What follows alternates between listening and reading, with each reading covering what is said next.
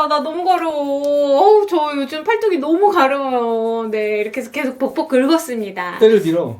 때 밀었어요. 자, 여러분 이렇게 지금 제가 복복 긁는 영상을 보니까 어떠신가요? 혹시 나도 모르게 팔뚝을 긁고 있는 모습을 발견하진 않으셨나요? 실제로요, 영국의 한 대학교에서 이런 실험을 했습니다. 참가자들에게 팔뚝을 긁는 영상을 보여주는 거예요. 그랬더니 사람들이 어떻게 했을까요? 같이 긁었을 것 같아요. 네, 그걸 보니까 사람들이 무려 64%의 사람들이 막 뻑뻑뻑뻑 긁더래요. 자, 그러면 그냥 단순히 그 사람을 따라한 걸까요? 아니면 진짜로 막 가려움을 느꼈을까요?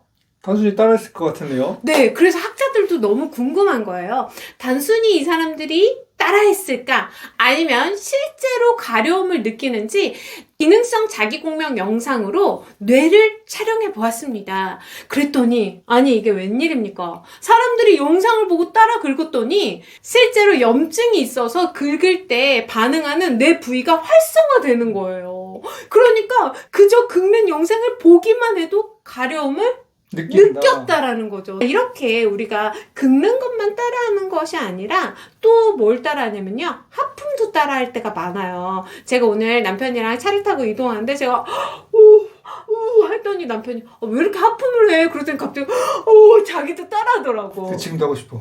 지금도 하고 싶어. 여러분 지금 따라하고 싶으시죠? 실제로 하품은 무려 몇 %를 따라하게 되냐면요, 64%. 땡! 40%에서 60%. 자, 그러면 또 따라하는 게 있어요. 미소. 미소는 무려 47%를 따라하게 된다고 합니다. 정말로 미소를 따라하게 될까? 제가 남편을 대상으로 한번 실험을 해보겠습니다. 자, 어떤 실험이냐면요, 아주 활짝 웃고 있는, 지금 보이시나요? 네, 맥주 먹으면서 활짝 웃고 있는 이 사진을 보고 반드시 얼굴을 찡그려야 됩니다. 자, 아시겠죠? 하나, 둘, 셋. 자, 이런 실험을요, 했습니다. 사람들에게 활짝 웃는 사진을 보여주면서 찡그려 봐라. 혹은 무표정으로 해라. 근데 지금은 우리가 장난치니까 그럴 수도 있겠지만, 실제로 참여자들도 찡그리기 전에 웃는 큰 광대근이 먼저 움찔하더라는 거예요. 무표정을 하려고 해도 움찔. 찡그리려고 해도 움찔. 다시 이야기하면 자신의 표정도 스스로 완벽하게 제어하기 어렵다. 왜 그럴까요? 웃는 사진을 보고 그냥 같이 즐거워져서? 같이 즐거워져서 네, 과학적으로 좀 이야기할게요. 좀 아는 척 좀 하겠습니다. 우리에게는요, 상대방의 표정에 따라 거울처럼 따라하게 만드는 대뇌에 거울 신경세포가 있습니다. 그래서 우리가 이렇게 따라하게 되는데요. 자, 그럼 그냥 웃는 거 따라하고 하품 따라하고 여기서 끝나냐? 그렇지 않습니다. 아까 전에 긁었을 때 실제로 가려움을 느꼈다라고 했죠. 그럼 웃는 표정을 보고 웃었을 때 우리 몸에서는 어떤 반응이 일어날까요? 실제로 즐거워요. 얘 웃었는데 갑자기 야야야 얘 웃는다, 뭐 좋은 일 있나 봐. 야, 뭔 일 있나 봐. 야, 긍정적인 신호 좀 보내봐. 시그널 좀 보내봐. 그러면요, 뇌의 긍정적인 감정을 관여하는 부위가 활성화되기 시작합니다. 그러면서 행복한 기분이 드는 거죠. 그저 사진을 보고 따라하기만 했는데 어떤 게 일어난 거죠? 즐거워졌어요? 네, 감정의 전염이 일어난 겁니다. 예전에, 아주 오래전에 예능 프로그램에서 한 초등학생 아이가 나와서 이렇게 얘기했어요. 엄마는 우리 집 일기예보야. 엄마가 기분이 좋으면 햇볕이 쨍쨍. 엄마가 기분이 나쁘면 우리 집에 소나기가 와. 이런 이야기를 하더라고요. 공감되십니까? 네, 공감됩니다. 언제 공감하셨어요? 여보한테? 왜요? 여보, 나한테 왜? 네가 기분 우울하면 담이랑 나 눈치 보고. 네. 여러분 경험하셨죠? 자, 엄마 기분 안 좋으면 어느새 감정이 전염이 되죠. 이렇게 우리는 매 시간 주변의 감정을 전달하기도 하고 전달받으며 살아갑니다. 우리가 행복하면 우리 가족들, 우리 주변에 있는 사람들을 행복하게 할 수 있고, 우리가 슬프면 그 감정이 고스란히 전달되죠. 이런 이야기를 하면 정말 엄마 아빠의 역할이 너무 큰 것 같아요. 그렇지 않습니까? 네. 엄마 아빠의 감정에 따라 또 아이들이 얼마나 예민합니까? 그걸 다 흡수해요. 이런 이야기 하면 제 친구 중에 야, 우리 애기는 어려워가지고 괜찮아. 아직 몰라. 아직 몰라서 지금은 괜찮아. 괜찮아. 여러분, 절대 아닙니다. 신생아들을 대상으로 실험했거든요. 신생아, 정말 아무것도 모르지 않습니까? 그 어린 아이에게 엄마가 활짝 웃었더니요. 아이가 입술이 옆으로 벌어져요. 이렇게. 엄마가 이번엔 찡그린 표정을 했더니요. 아기가요, 입을 오므려요. 엄마가 이번엔 놀란 표정을 했어요. 그때 아기가요, 똑같이 놀란 표정을 따라해요. 자, 아이는 표정만 따라한 걸까요?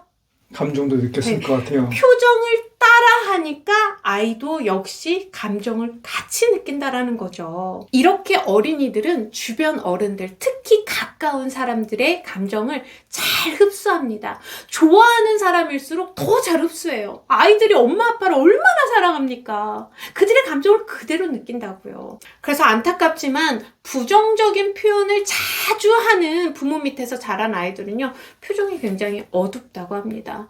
또 서로 화내고 싸우는 걸 많이 보고 자란 아이들은 공격적인 성향이 드러난다고 하죠.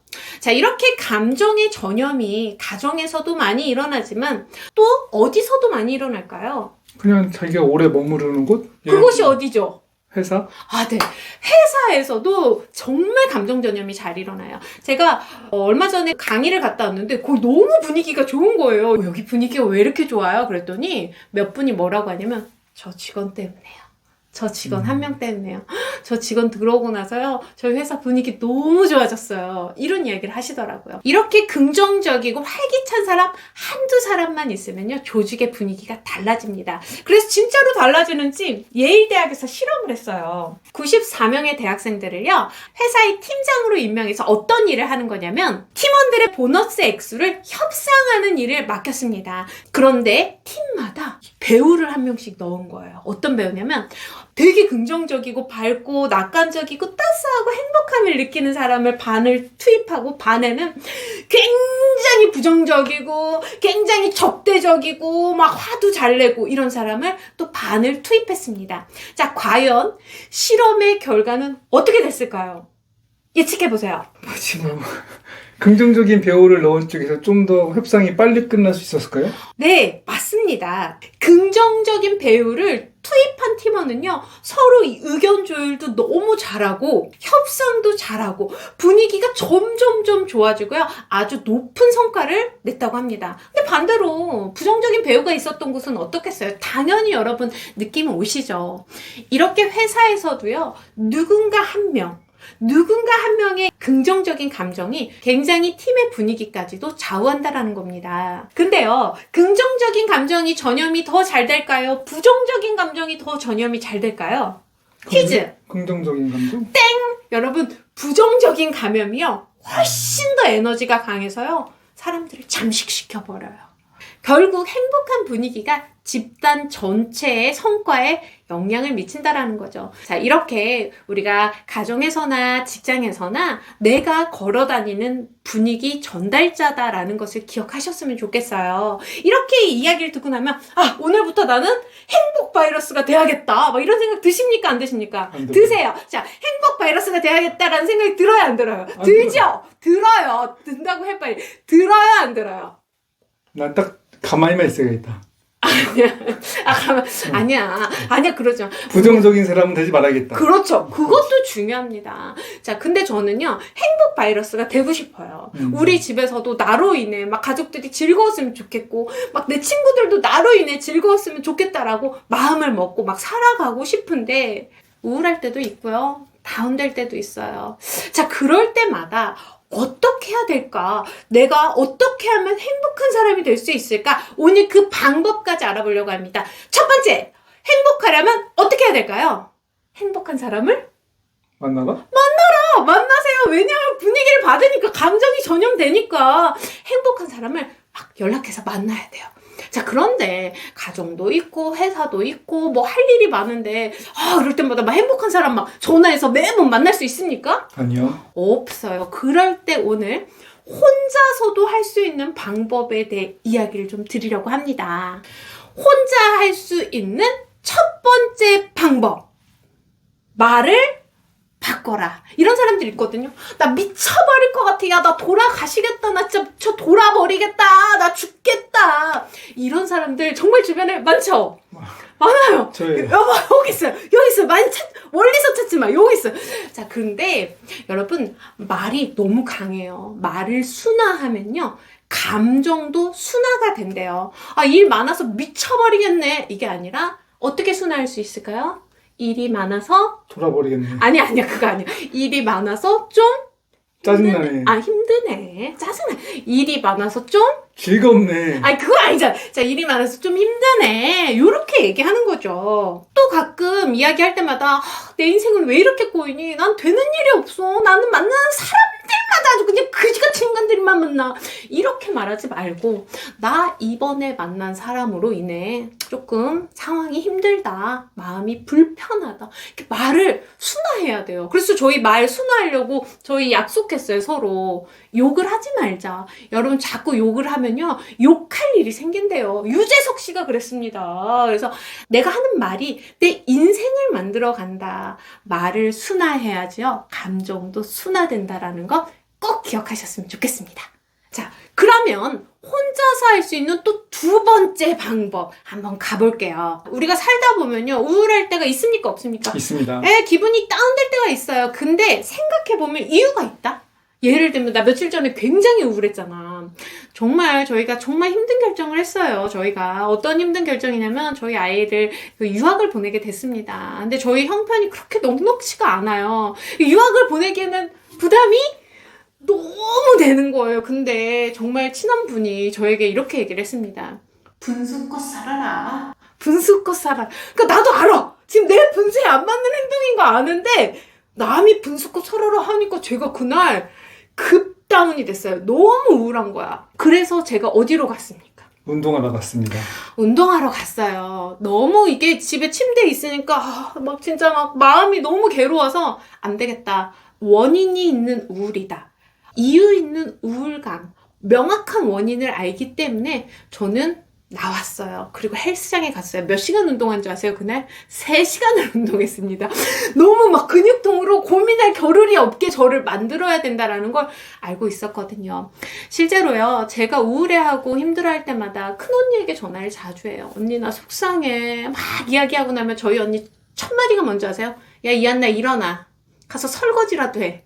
이게 첫 마디예요. 실제로 과학적으로 입증된 치료법 중에 하나가 바로 노동입니다. 몸을 움직이라는 거죠. 사람이 우울할 때는요, 더 움직이기가 싫은데요. 움직이지 않으면 더 우울함으로 빠져든다라는 것을 기억하시고, 아, 내가 지금 뭐 때문에 속상하구나. 아, 내가 지금 뭐 때문에 힘들구나. 일단 나가자. 나가는 거예요. 커피를 사러 가든, 뭘 하러 가든, 나가세요. 움직이세요. 자, 그때 우리가 밖에 나가서 햇빛도 받고 걷다 보면 기분이 좋아지는 신경 전달 물질인 세로토닌이 막 활발하게 생성된다고 합니다. 나가세요. 걸으세요. 어떻게 하십니까, 선생님은? 우울할 때. 회사에 있을 땐 단 거 먹고 회사에 아니면 있을 산책하든가 집에서는 운동하러 가고 네. 또 산책하든가. 네, 저희가 그래서 요즘 운동 부부가 됐습니다. 매일 밤 거의 1시간 반에서 2시간을 열심히 운동하고 있습니다. 몸짱으로 다시 태어날게요. 안 되나?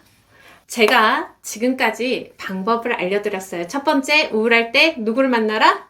행복한 사람. 행복한 사람 만나라. 자, 안 될 때 혼자 할 수 있는 첫 번째 방법은 말을 순화시켜라. 또 두 번째 방법으로 일해라. 가서 설거지라도 하세요. 빨래라도 개든가 일단 나가세요. 움직이시라고요.